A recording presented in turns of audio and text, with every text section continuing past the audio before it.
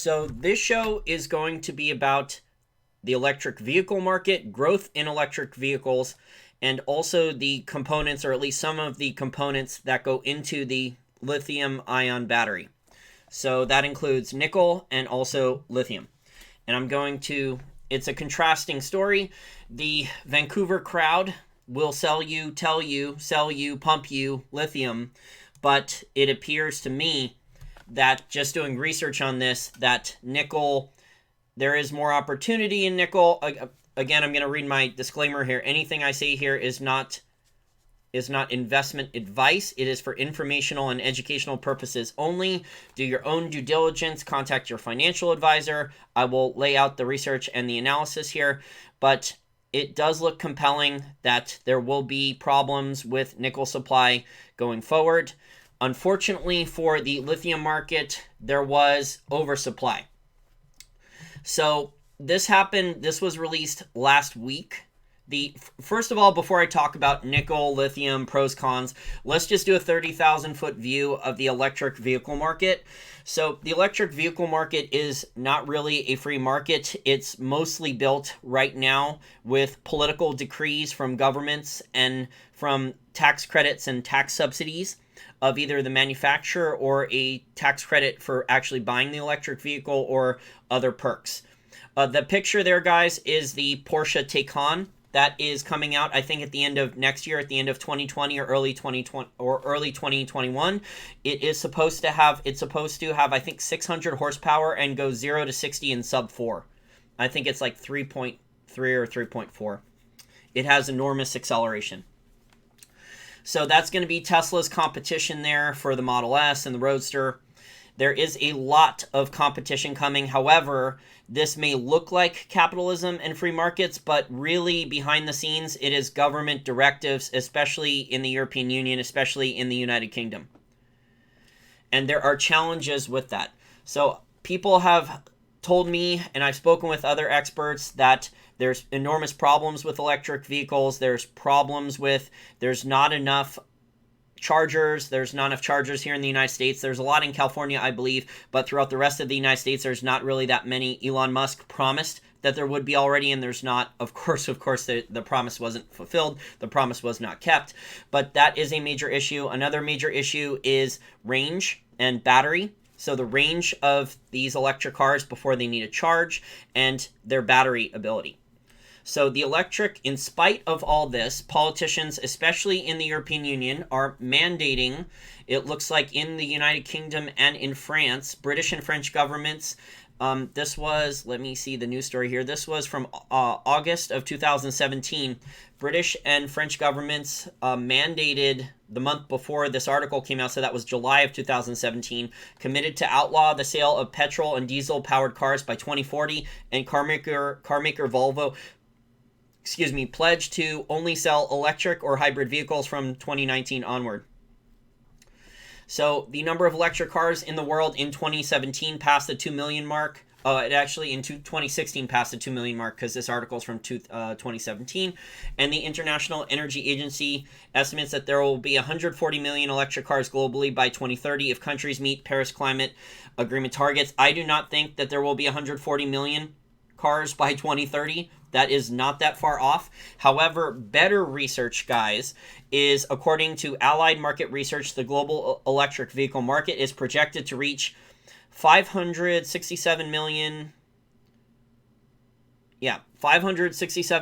by 2025, growing at a compound annual growth rate of 22.3% from 2018 to 2025. And then this is a different research report. I'll attach links to these things if you want to go more in depth on this. The research, guys, varies.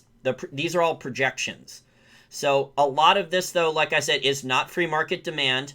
There's major hurdles. There are a lot of this electric vehicle market is going to be mandated by the European Union. That's where a lot of the growth is going to come from.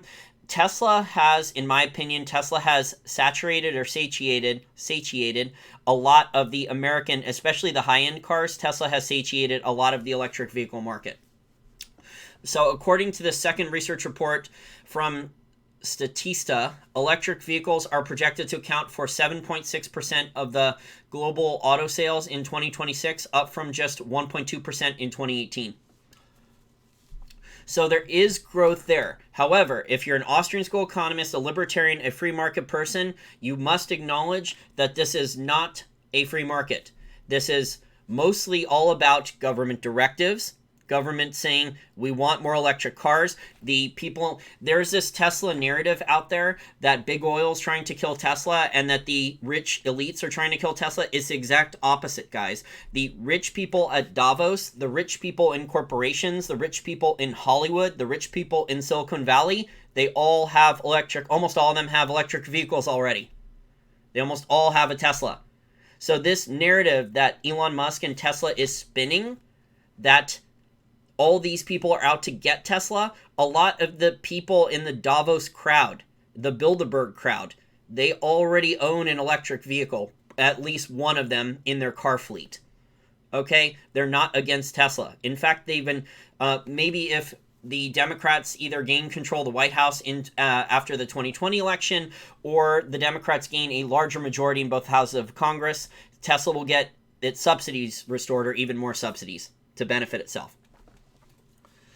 Anthony, I agree, we haven't had a free market in generations, but I'm just highlighting that there is a lot of growth coming in electric vehicles, but it's the politicians that are forcing most of the growth. The politicians are telling, especially in the European Union and the United Kingdom, they are telling the auto manufacturers that they must manufacture electric vehicles, okay? So the manufacturers are seeing that Tesla is getting some sales, although Tesla is not making profits. Tesla is scaling up the sales, and these manufacturers are like, well, we can get in on this. We can probably make a more efficient electric vehicle than Tesla. Probably make it at a profit. Probably make it at a better margin. Especially these high-end, like the picture in there, like the Taycan, those things can have very high gross margins. Tesla, actually, when they were making the Model S, they had higher gross margins, at least they claimed to have, than BMW and Mercedes-Benz. It's when Tesla started getting into the lower level cars that they started ruining their margins. So if they would have just produced the Tesla Roadster and the Model S, they would have had a nice niche business of like $5 billion market cap with hundreds of millions in sales with really good margins. But that's not the narrative that Elon Musk has decided to spin, that the P.T. Barnum of our era has decided to spin. So, nickel. The electric vehicle market, there is a lot of growth potential. Here in the United States, there is not enough charging stations. So it looks like European Union politicians, they're already installing a lot of these things. They're ordering them. So they're being built now throughout the European Union. So the European Union is going to have an easier time adapting to electric vehicles probably than the United States. But that, again, is not a free market. This is politicians directing.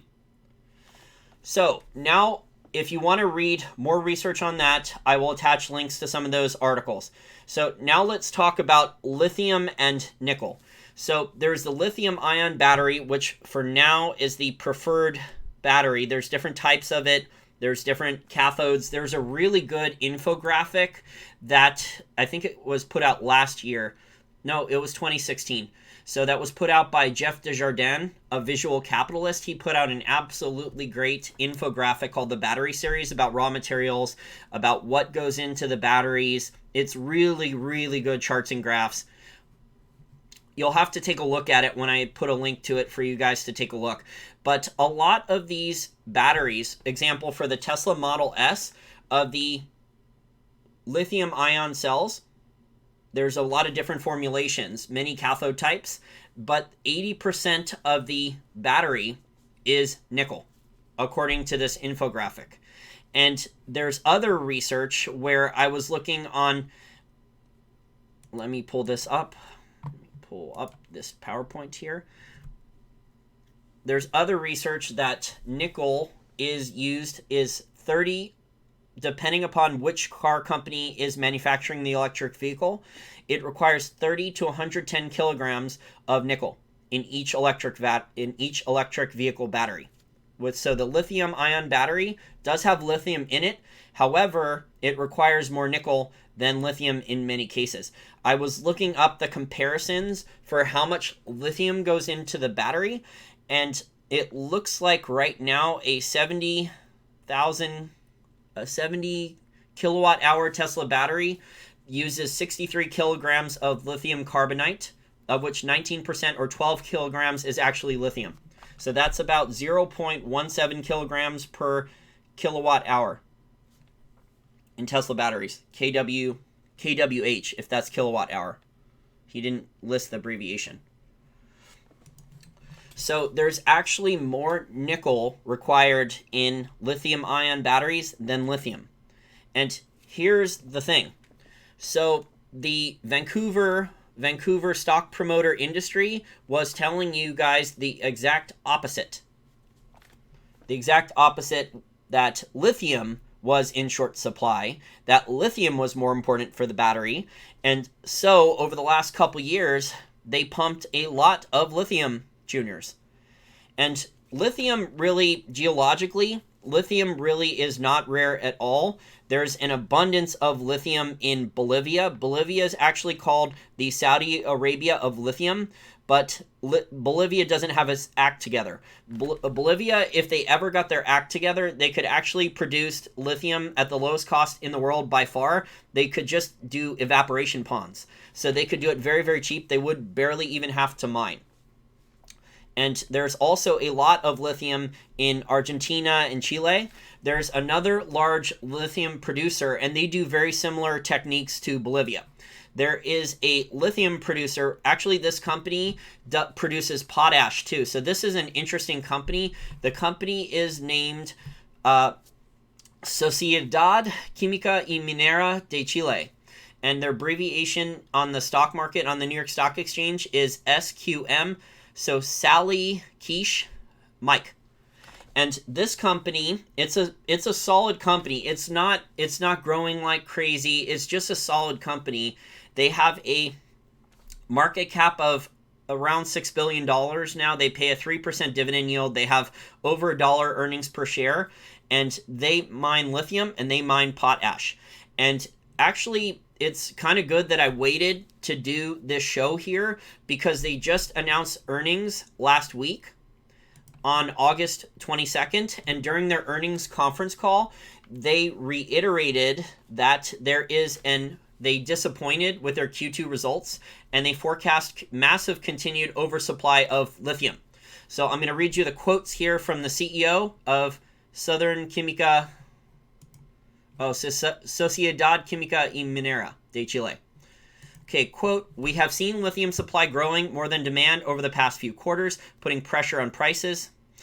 And Q3 lithium sale prices likely will drop to $10,000 per metric ton, down fully 1/3 from the company's average Q1 sale price of $14,600, says the CEO Ricardo Ramos. So prices for lithium carbonate have plunged by more than 40% over the past year to $9.25 per kilogram at the end of July, and likely will continue to be governed by cost fundamentals, keeping the price in the single digits, according to a recent report from commodity research group CRU. So if you want to read more about that, there's links to this. I'll attach those. So it sounds to me like even though demand for lithium-ion batteries will increase, even though there will be more electric vehicles, that the Vancouver mining industry and the Vancouver stock promoters promoted too many lithium juniors. Some of them may have actually come online, and a lot of these lithium miners who are already producing lithium, they increased production too much. And they flooded the market. And then when you flood the market, guys, it's all about, this is not financial advice, just my opinion. It is all about, does this lithium miner, first of all, most companies that produce lithium are not pure plays. So a company like SQM, they produce a lot of potash too. So most of their revenues are not in lithium. It's probably going to be a mix of potash, lithium, and some other metals that they're producing. So they're not entirely reliant on lithium.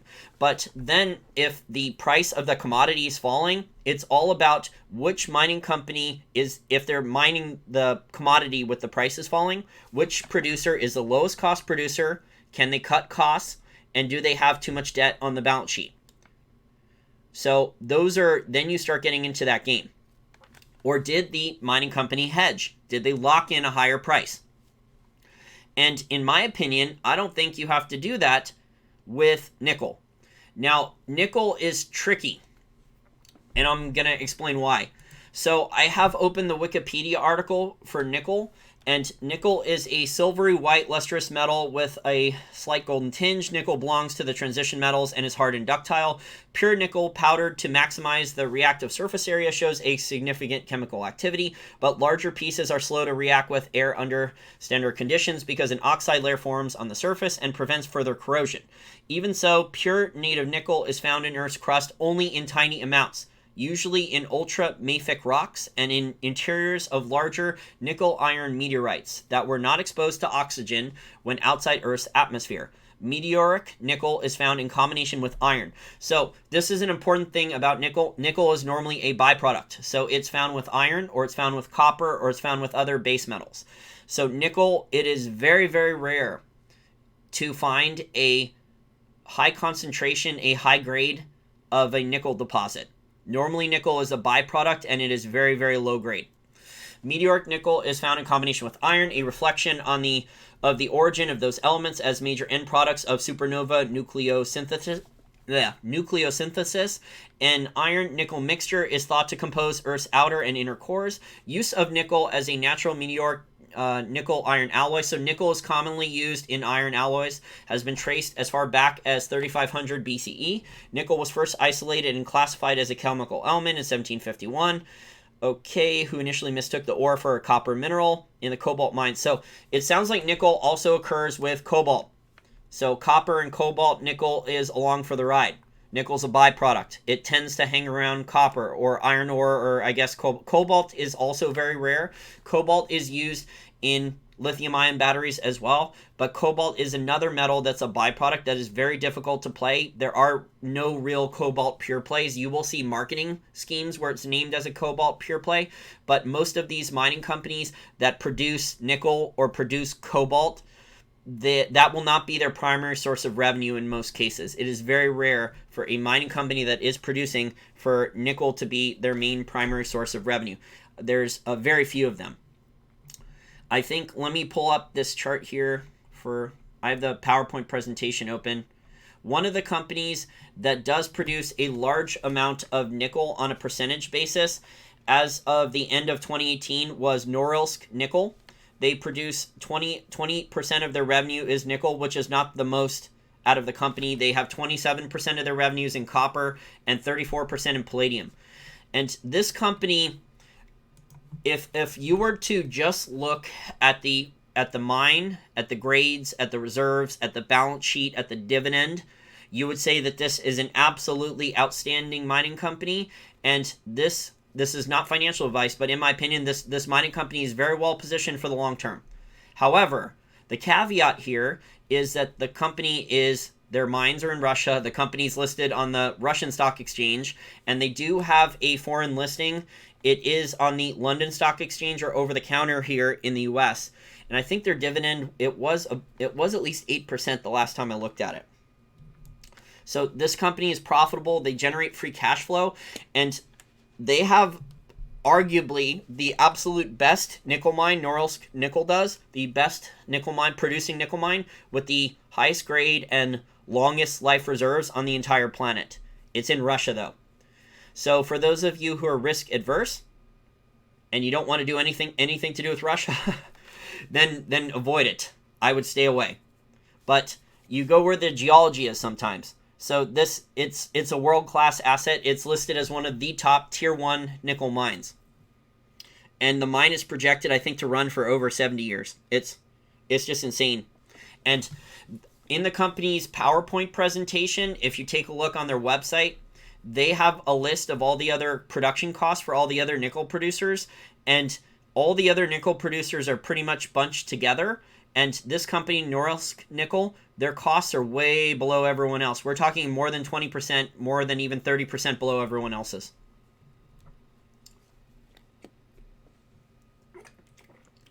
So this company looks very interesting. The problem is the shares, unless you have an access to like an interactive broker's account and you can buy on the London Stock Exchange, you're going to have to, again, not financial advice, if you want to play nickel, you're going to have to buy over the counter, which is very illiquid.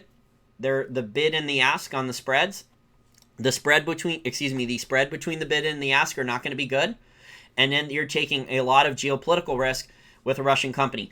And I think the reason the valuation is not going to soar is, number one, nickel prices have not rebounded yet. So I have a Kitco. Well, they haven't rebounded that much yet. So if you're not familiar with the nickel market, the nickel market was in a big bear market from 2012 to the price bottomed around January 2016. So the price crashed a lot. The chart, I have it up on Kitco, the price of nickel. There's a 5-year chart you can look up for free on Kitco Metals of the nickel spot price. And nickel was in a very big bear market from 2012 to basically January of 2016. And for a while, it bounced around in a trading range until like June of 2017. And the nickel price did rally from about $4 per pound in US dollars up to about $7 per pound. And then it seemed to crash again. And it crashed again in December of 2018. And it started to finally rally again in May. So now it's back up to about $7 a pound. But it could go higher. So there will be a lot of demand for nickel. Let me tell you, the research reports, there's articles that I can put links to for you guys. One of the research reports that I found is projecting 50% demand growth in the nickel market by 2025. So just enormous amounts of growth, enormous amounts of demand growth for nickel by 2025. Now, I would be careful, though, with that projection. I would look at other research reports because the lithium demand market was also, I think a year or two ago, the lithium demand was also projected to double by 2025. And then a ton of new supply of lithium came online and the lithium price crashed.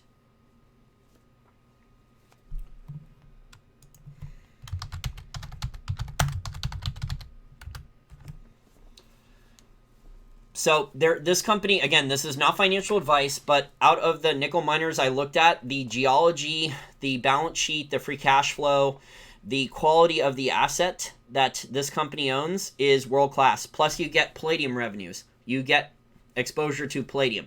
The problem if you're an American or Canadian investor is the shares are on the pink sheets over the counter. It's not in a liquid stock. So basically if you want liquidity to trade, if you want a more liquid stock to trade, you need to have an interactive broker. This is not financial advice, just my opinion. I would only trade this personally on an interactive broker's account on the London Stock Exchange. I would not buy these shares over the counter. And I don't know if you can buy and hold this because I'm not sure how trustworthy a lot of Russian stocks are. There's been problems in the past with some Russian companies. I don't know if this company has had any accounting scandals, but the stuff I've looked at for Norilsk Nickel, it does look really, really good.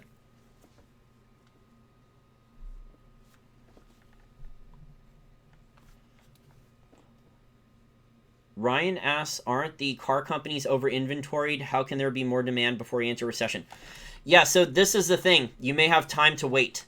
You may have time to wait. Just put it on your watch list for now, Norilsk Nickel. You may have time to wait. So this might not be a stock to go out and buy now. This might be a stock to watch for 6 months or a year and wait for the stock market crash or an official government recession and wait for the valuation to go down even more and then pick it up later after the QE programs come or more infrastructure programs or other things like that. But there are very few mining companies that have this good a geology. They have a palladium kicker too. They do have, so Norilsk Nickel, their percentage of their revenues, they only have I think 28%, like I said from their slide, of their revenues are in copper. 28%, excuse me, 28% of their revenues are in nickel, 27% are in copper, and 34% are in palladium. So you do get the palladium kicker. A lot of people are looking for palladium exposure. So with one company, you would get palladium and nickel exposure. So that looks interesting to me. I'm not going out and buying the stock tomorrow. I'm not going and buying the stock a month from now, probably not even 6 months from now. I would wait, especially if everything crashes. This would be a company to potentially look at buying shares of after a crash. If, let's say, the shares drop down to a really cheap valuation, the underlying operational company looks very, very solid. It's generating free cash flow now, even with a lower copper price. They don't have too much debt on the balance sheet. It looks like a pretty solid company to me.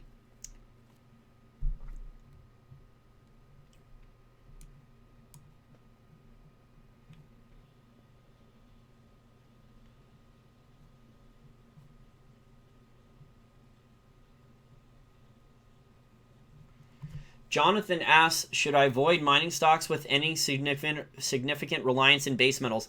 It depends which base metals, Jonathan, but in general, I'm avoiding primary copper miners. I'm avoiding primary iron ore miners. I'm staying away from lithium. Although SQM does look interesting. So you get the potash, you get a lot of exposure to pot. So SQM is a potash and lithium play, and you're getting paid a interesting dividend to wait, and they're still profitable.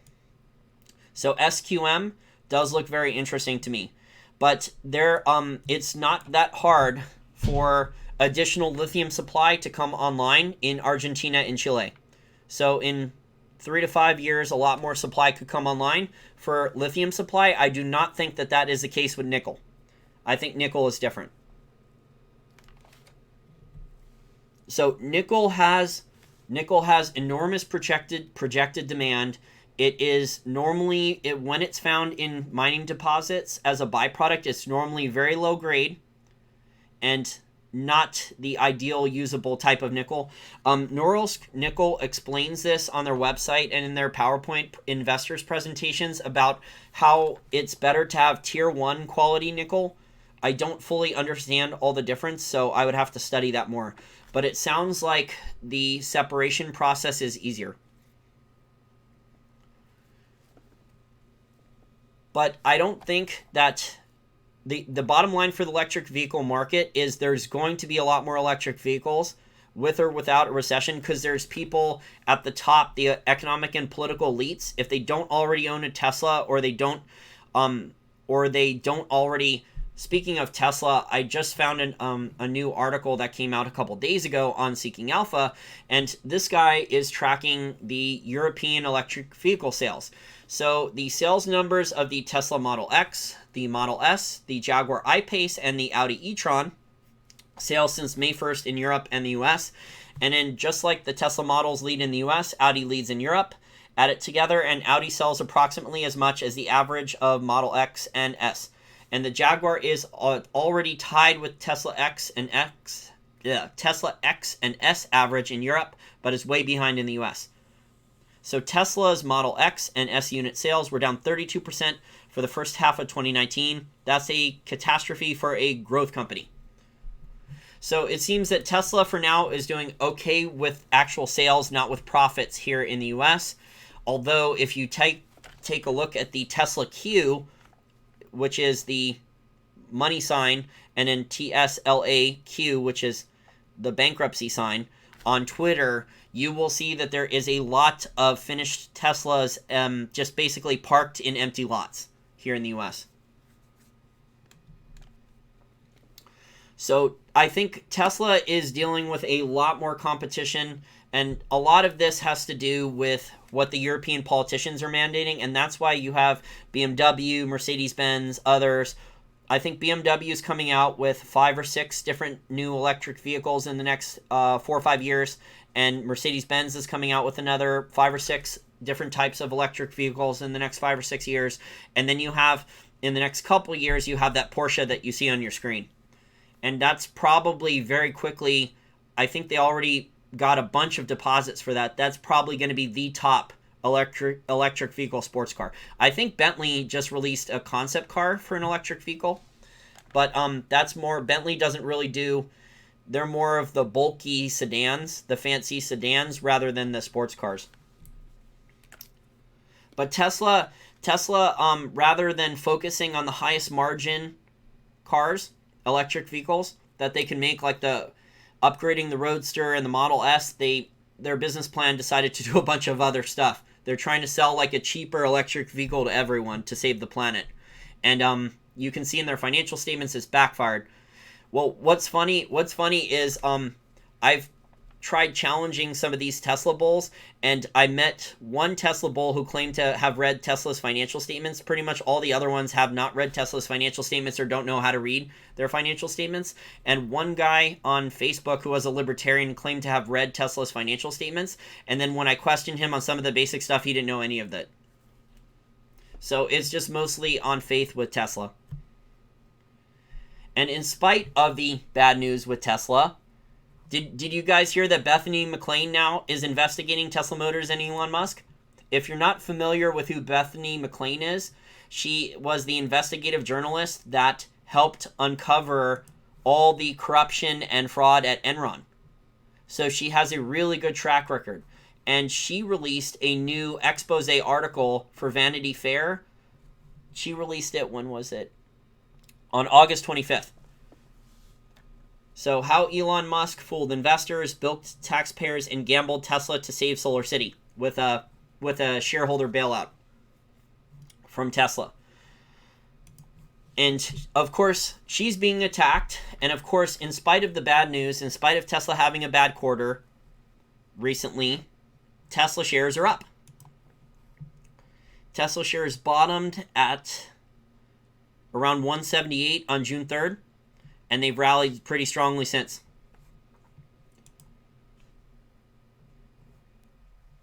It is just really interesting how, bad news with the actual manufacturing process, the market shrugs it off eventually, and then Elon Musk just issues new press releases to control the narrative about new products or services that Tesla is going to be doing. That if you judge the guy's track record on him making promises or issuing press releases, almost nothing he's promised for years now has come true.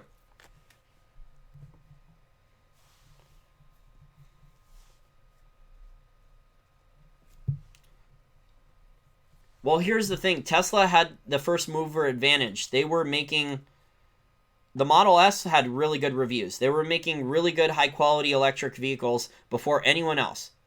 And they still didn't make a profit.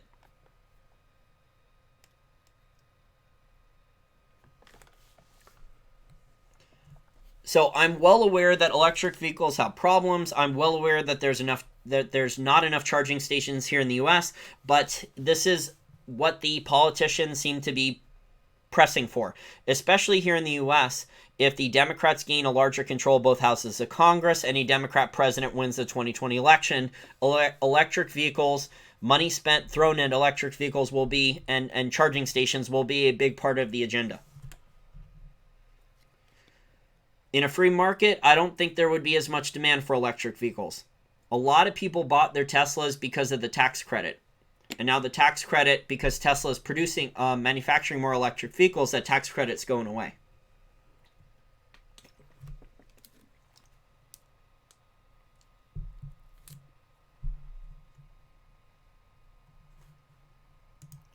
So I have a lot of windows open if you want to go more in-depth on this, but it does look very interesting with nickel. Now, the problem is there's not a lot of other good options to play nickel. A lot of the companies that are the largest miners of nickel, they mine other things like iron ore. You're getting exposure to base metals you do not want right now.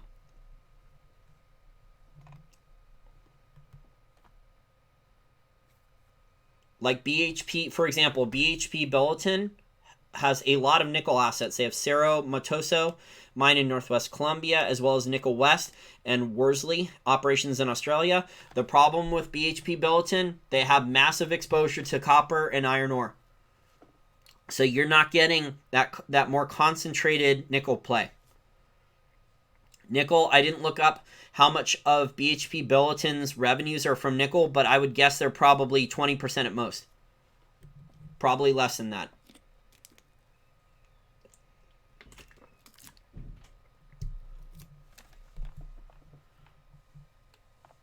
There's not even enough charging stations here for electric vehicles for everyone to switch to electric vehicles. And even if there's enough charging stations, then that's going to put more of a strain on the power grid. Yeah, so long-term, nickel will be an opportunity. I would not put any money into it right now. Not financial advice, just my opinion.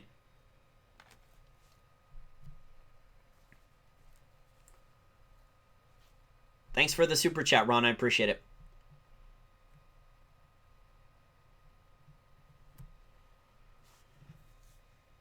Carl Young says one business he sees booming is mom and pop craft beer places with fire pits and charging stations nearby. Hey, Carl, there's already been a huge bubble. I read articles about this. There's a lot of them out there about the microbrewery bubble in the United States. I think there's been 900 microbreweries opened up in just like the last 6 years. It's an insane number. There's been an insane amount of microbreweries opened up in the US, and not all of them are going to succeed.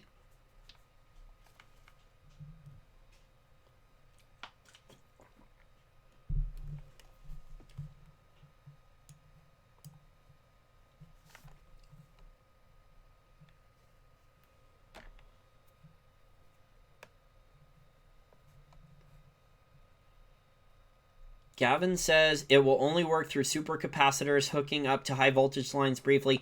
Tesla's bought capacitor technology from Maxwell. So Tesla has not installed anywhere near the amount of charging stations that Elon Musk is promising. And also, if you look at it, the evidence is all over Twitter. Elon has not paid a lot of the people that install charging stations. Tesla has not paid.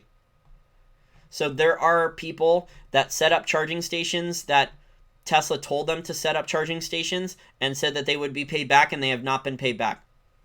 And it's over a year. And this is the problem with Elon Musk and Tesla Motors. They overpromise and underdeliver, and it's been this way for a while, and yet the stock price is still pretty high. It rallies. Most people are unaware of this, but anyone who researches Tesla for at least a couple hours and can actually read financial statements and read the fine print and the SEC filings can actually understand that Tesla, I think there's a first of all, if you want better coverage of Tesla, you either look on Tesla Q or you listen to Christopher Iron's QTR podcast. He does a way better job of this. He interviews like all the smartest analysts who are going through all the financial statements of Tesla for the disclosures, like Mark B. Spiegel. I interviewed Mark B. Spiegel once a couple years ago, or Montana Skeptic, or Tesla Charts, or those guys. Those guys are the ones that are going through with a fine-tooth comb and finding all the details. But Tesla, it really pisses me off how much people still respect Tesla. They're not even paying their bills. There's at least 22 original equipment manufacturers or OEM suppliers that are on the verge of bankruptcy or have already gone bankrupt. A lot of them are in Europe, who supplied electric vehicle parts for Tesla, and then Tesla didn't pay them. And now these small manufacturers are going to go bankrupt or have already gone bankrupt. It's just ridiculous.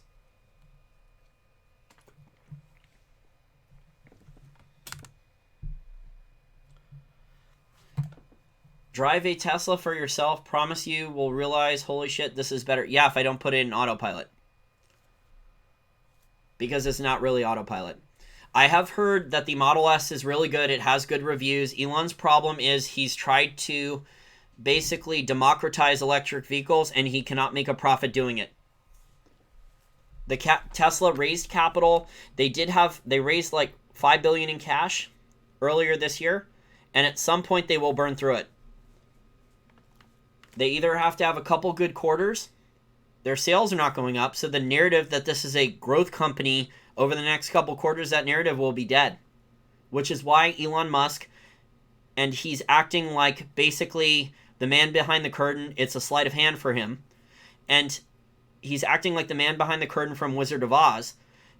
And this is why he keeps issuing press releases about, oh, Tesla's getting into insurance. Oh, Tesla's going to do robo-taxis. Oh, Tesla's going to do this type of technology or software innovation. And this is all a sleight of hand. This is all a narrative control strategy to get people's focus away from how bad the manufacturing data and the balance sheet are. How inefficiently Tesla scales, increasing the manufacturing capacity, the amount of electric vehicles they manufacture.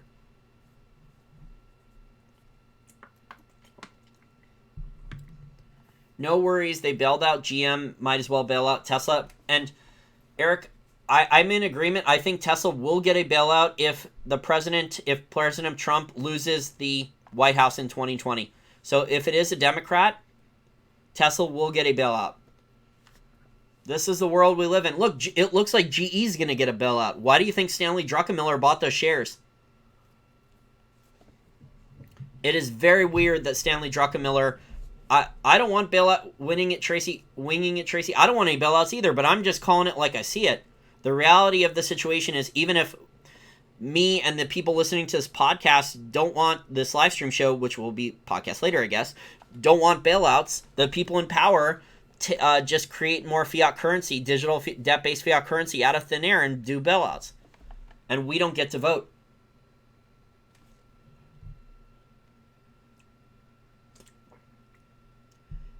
Dylan, you cannot compare Tesla to Amazon because Amazon was still growing.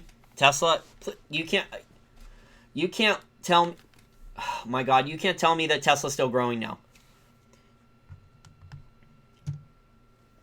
They're not really growing anymore.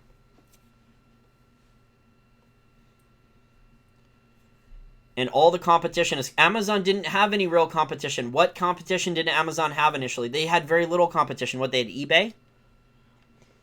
Amazon was different than eBay. Tesla had first mover advantage for years. They did not make a profit. They did a lot of very inefficient things.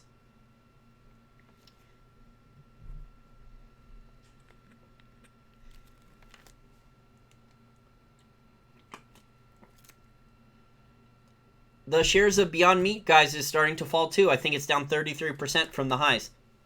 Just wait until the lockup period is done.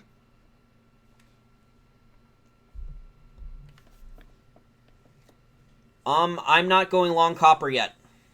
That's just my opinion. Yeah, Turquoise Hill Resources is very cheap.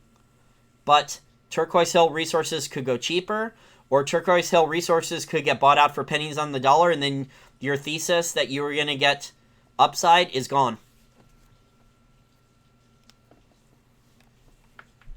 Turquoise Hill Resources is very, very cheap. I think it was trading at 0.1 of net asset value or NAV. It was an insanely cheap valuation.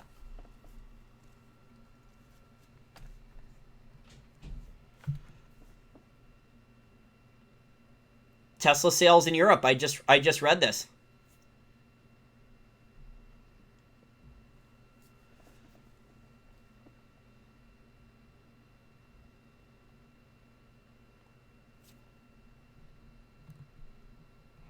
Okay, we got an interesting super chat from Dylan. What do you think of Amazon's financials back in early 2000s compared to Tesla? So Amazon was actually selling books. They weren't selling a lot of other products, but they were focusing on books, and they were bankrupting competitors. Do you see that with Tesla? So Amazon was focusing mostly on niche, and then they started expanding. They had more controlled growth for a while. Tesla was not doing that. Also, Amazon CEO, here's the problem. Amazon CEO was not making outrageous promises that he was not delivering on. Amazon's financials were nowhere near as bad as Tesla's. Amazon did not take on insane amounts of debt. Guys, Tesla did, okay, Tesla was in much better shape until the Solar City bailout. Okay, the Solar City bailout changed Tesla's financials. That's... Bethany McLean talks about it in the story, And I was talking about it before the Bethany McLean story came out because I've been reading articles from other experts who cover the company and also doing my own research. Tesla had nowhere near the amount of debt until they did the Solar City bailout. And the reason the Solar City, read the Bethany McLean report. She goes through all the conflicts of interest, all the lies that the bailout was sold to shareholders for Solar City. Things changed for Tesla. The doomsday clock started ticking with the Solar City bailout.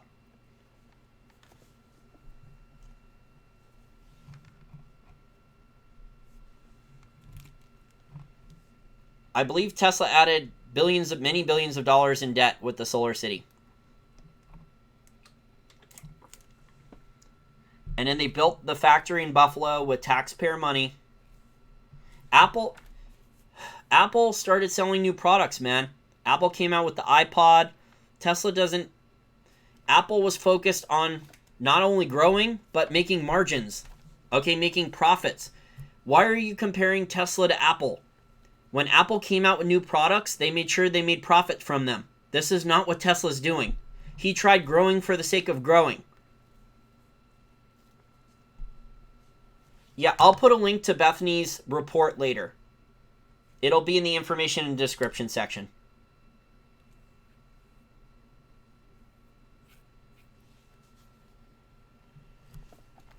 Turquoise Hill is at all-time high volume. Well, I've been predicting for the last couple months that Turquoise Hill would be bought. There's been rumors now for months that larger copper miner, like I think either Tech Resources or one of the Chinese miners, or I think Rio Tinto owns that project, the Oyu Tolgoi in Mongolia, so BHP Billiton may buy them. I've been hearing rumors for a while. But that doesn't, if they do get bought, that doesn't mean you're going to get a big profit. The premium might not be very high at all. This is the problem with bear markets and really good commodity shares, commodity companies, commodity producers, where the share price crashes.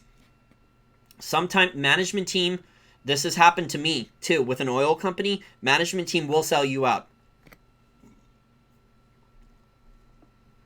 The management team, if they can get a cushy deal, if the management team can get millions of dollars extra for themselves, they will sell the assets for pennies on the dollar.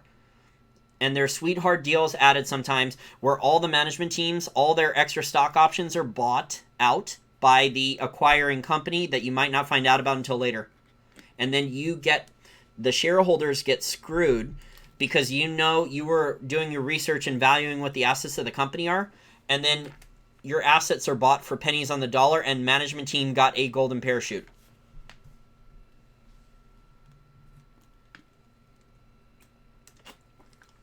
Okay, Apple came out with new products and services, and Apple was innovating, and Apple made money from those things. Okay, Tesla has made what? They had one profitable quarter in how many years? Okay, Apple's not growing nearly as fast, and they're losing a lot of market share in China, and now they're using debt on the balance sheet for share buybacks and other stuff. But Apple's history, once Steve Jobs came back, he focused on the turnaround on making profitable products with good margins that were profitable. He did not say, oh, now we were making money, we're making profits on the Model S, and then all of a sudden we're going to come out with all these other electric vehicle models, and we're going to grow our manufacturing, and we're going to lose money on every single one we produce now.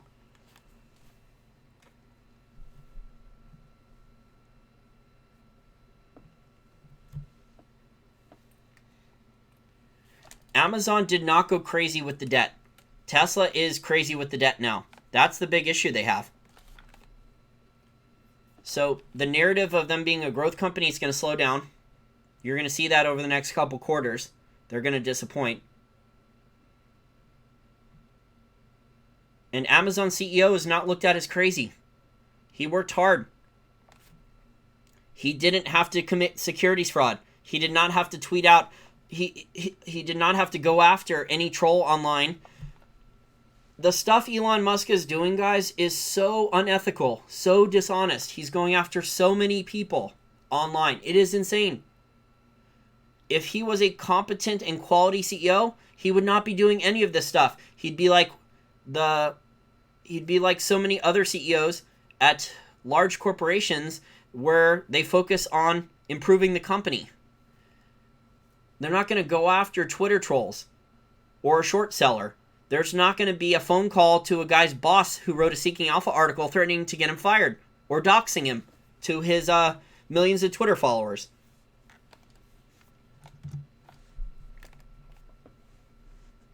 Ew! Sorry, I have allergies. I just sneezed.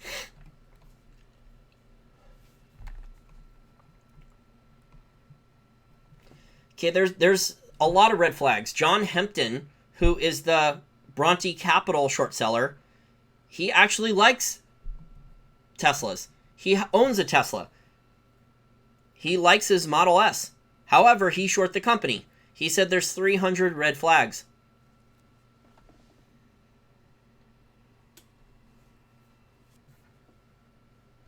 So there's people that own a Tesla, that own a Model S, that like the car, and look at the stuff going on at the company operationally and say, my God, this is a disaster.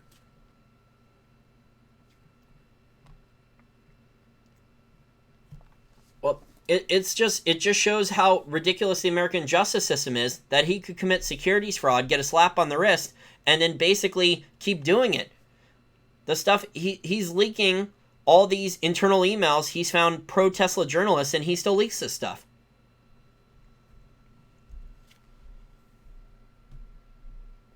Oh, I don't like Bezos either now. But I think Bezos grew his company. He worked hard to grow his company.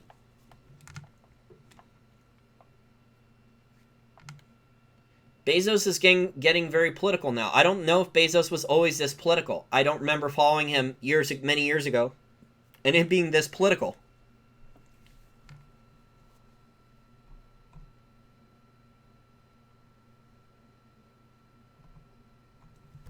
Based in China, yeah, Tesla may be a victim of that 25% auto import tax that China has on American cars.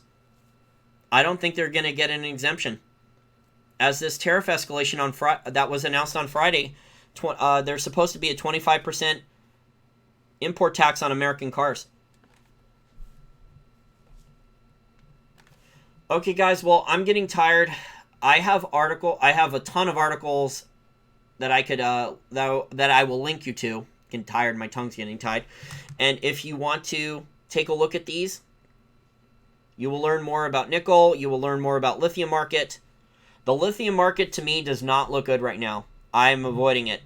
Even if there's Vancouver stock promoters that are pumping it, although I suspect the Vancouver stock promoters now are going to be pumping the shit out of gold stocks now, gold juniors. The ones that were pumping marijuana stocks and lithium stocks are probably going into gold juniors now again, now that gold is doing well. There's only 38 likes on this.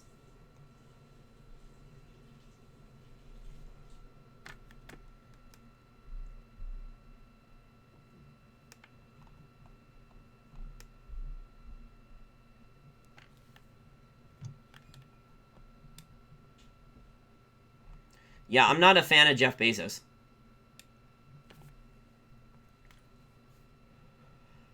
Okay, well, I have a number of articles for the nickel market if you want to research it more.